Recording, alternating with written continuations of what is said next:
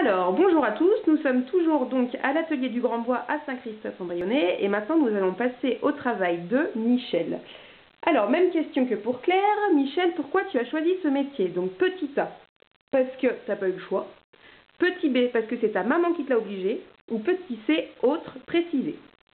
Non, j'ai choisi ce métier en fait parce que j'ai rencontré... D'abord, j'avais fait quelques études artistiques, on va dire, à l'école des Beaux-Arts de Lyon. D'accord. Et ensuite, après, j'ai changé de métier et puis j'ai rencontré Claire Mategon qui m'a fait découvrir le monde de la céramique. Et donc, en découvrant ce monde de la céramique, voilà, j'ai pris le virus et puis je me suis lancé petit à petit dans la céramique. D'accord, Ça fait ok. un peu plus de 20 ans maintenant. Ok, super. Donc, qu'est-ce que toi tu fais, contrairement à Claire? Donc, quel est vraiment ton métier? Qu'est-ce que tu fais vraiment? Moi, je travaille le grès, mais je travaille à la plaque. C'est-à-dire que je tire des plaques de terre avec cet instrument que voici qui s'appelle une croûteuse, qui est un peu encombré là, hein, parce que là, je suis en train d'émailler, de décorer.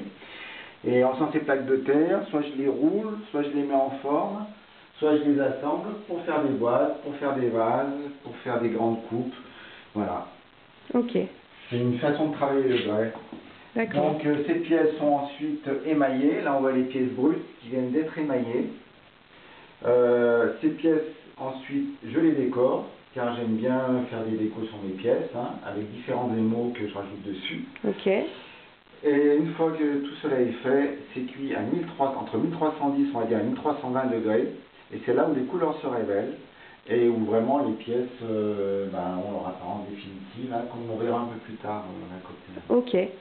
Eh ben, tu nous fais une petite démonstration de la décoration? Allez. Donc,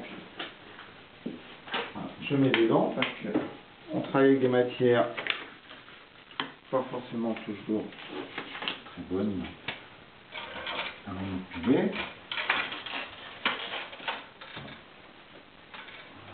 Voilà. Alors, tous ces petits pots là, c'est des émaux de tas de couleurs différentes que j'utilise pour faire mes décos.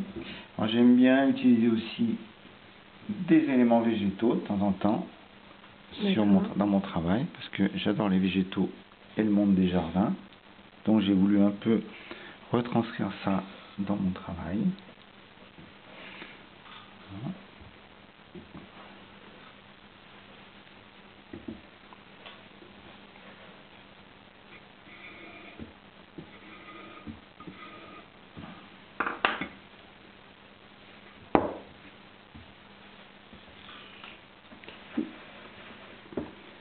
Voilà, alors là on voit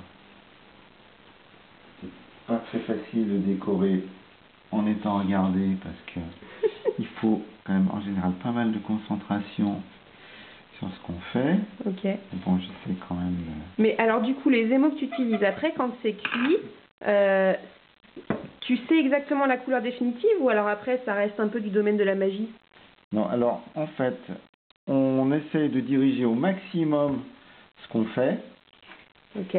On essaie d'aller dans la direction où on veut aller le plus possible, mais après, il y a toujours une part d'incertitude qui est liée à la cuisson et aux émaux. Parce que suivant la cuisson, suivant comment va se dérouler la cuisson, les émaux ne vont pas forcément se révéler toujours exactement de la même façon.